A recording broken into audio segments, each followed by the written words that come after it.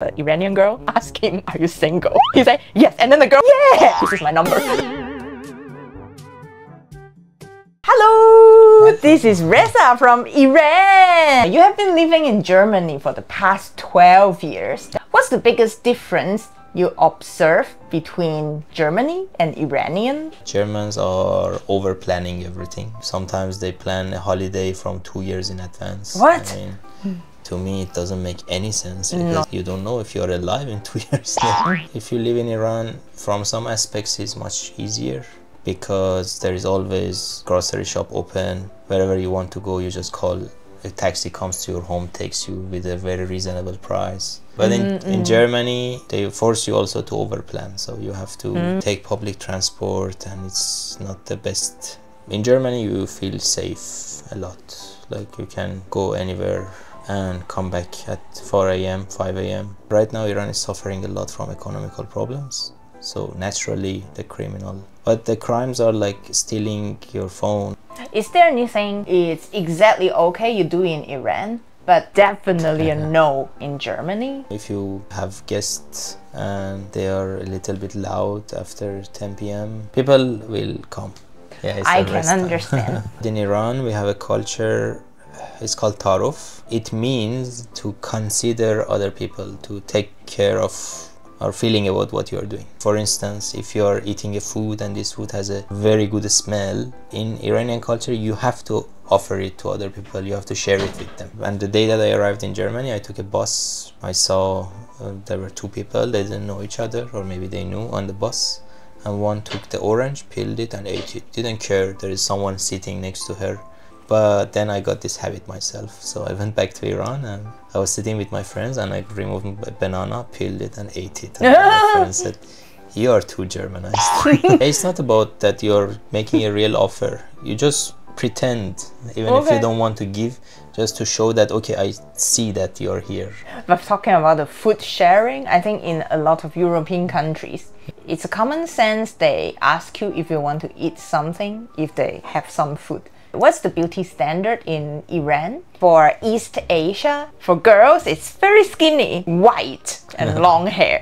In Iran, the nose job is very popular thing. I heard about that, but I'm very confused because originally the nose was not ugly. There is a huge industry. They call it beauty industry, but the correct name for it is ugly industry because it just tells you that you're ugly. Yeah, now it's kind of like everyone wants to have the Instagram face. Yeah. You have been living in Germany for 12 years. As a foreigner living there, did you see the pros and cons there? You go in Iran from home to work, you go with taxi, and every day it's a different taxi and it's a different driver. And he talks about a different topic. When I went to Germany after 1 semester, 4 months, every day I'm taking the same tram at the same time, which starts at the correct time, reaches at the same time. And there is nothing happening. There is no one talking. And I felt like life is so monotone because everything is like too organized and too much planned. But it doesn't mean that it's efficient. What I like, which was the pro of Germany, was that salary is good. It's in Europe. You can travel to so many countries. If you go to Iran New Year and you are there and country is going to be closed for 2 weeks, definitely there are some people tell you, "Joy, you can come with our family and celebrate. Stay 2 weeks with us and don't stay alone in the dormitory." But in like 12 years I'm in Germany and I know tons of people. Only one time someone said, "Yeah, I'm going this weekend to my family, come with me," which makes a bit integration in the society a bit hard. That when you don't connect to the locals there and you're always stranger. Most of European countries, they consider Christmas is the time they only spend with their family. So even your girlfriend, you will not invite them. In Germany, I organize hiking trip. So we go like 30 people. There is only one German. So they don't try to mix for some reason. Yeah. But if you want help, they are helping you. But they don't let you into their close circles. And this is a bit sad about it. I think a lot of countries are like that. A lot of Hong Kong people here, they speak English, but they have zero interest to foreigners. Not everyone is that curious. Please like, comment, and subscribe. Yes. Thank you. I initiated myself. So I wrote on my Facebook and I got a lot of messages, and I went to 2 families, and it was amazing. It was a very interesting culture. They were also happy that they had a guest. What's the experience you have as an immigrant in Germany? Do you feel they treat you differently? I don't say never, but barely saw someone is really getting annoyed of. Either I am so dumb that I didn't notice, or they are nice. If me and one German girl sit next to each other, and she says that she doesn't drink alcohol, and I say I don't drink alcohol, a normal German person will judge her as she is an athletic, healthy person, and will judge me as I'm an extremist, religious person. Once someone asked me, "Where are you from?" I said, "I'm from Iran," and he said, looked at me like this and said, "It happens." They don't care who you are. They just see where you're from and they immediately label you with something. So come on, maybe I'm not that way. I drink bubble tea every day. Any suggestion for people who want to use couch servers? You should follow the culture of the host. So in Iran, you should not wear shoes at home, even slippers, if the host offers you. Because in Iran, the floor are covered with 10,000, 20,000 euro carpets. We use a different calendar, we use a different weekend, we use a different toilet, the dress code is different, like how to handle things is different. And so what happened to the toilet? The toilets in Iran looks like the toilets in China. Every toilet has a flip-flop. You have to wear the flip-flop. If you go barefoot and then come on the carpet, it's like you pollute the carpet. You should not eat your own food. If someone is offering you something, doesn't mean that's a real offer. It can be just politeness. So you have to say no or what?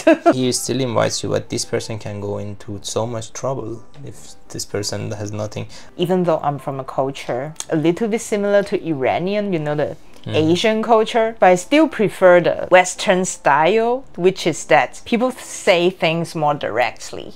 You know, that it's a reason that people talk more. Imagine you're sitting in a bus, because of just one orange, you can start a short talk with your neighbor. Similar to Chinese in this way, I think the whole society value a lot about the stability. For example, each person in your family, you have a very specific position. We have also for each of them there is a different one. So there are 4 words for uncle in Persian. Brother of father, brother of mother, husband of your sister of mother, husband of sister of father. Okay, so this is very similar. If you have to choose 3 things for the tourists, they must do in Iran, what would they be? We have a different calendar and a different New Year.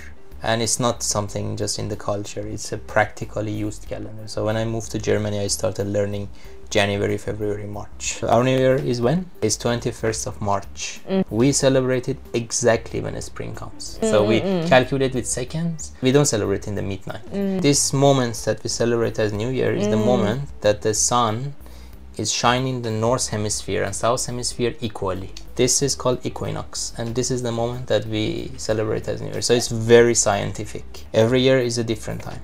And the second thing, the Persian language is not changed since 1000 years. So we can read books from 1000 years ago. One more thing about Iran. Iran is one of the oldest countries in the world, but definitely one of the oldest civilizations. Sometimes I watch a video from a Chinese guy. I only remember when he was in Iran. It's at night. He went to a night market. He was talking to an Iranian girl. And then when the girl asked him, "Are you single?"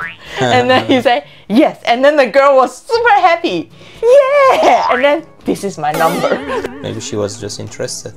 But also there are people who look at foreigner as a way to go, as a ticket, free ticket, you know. Yes. But this is not just in Iran. These kind of things are all because of economical situation. So if you go to Iran also, you will see a lot of nice people, a lot of bad people.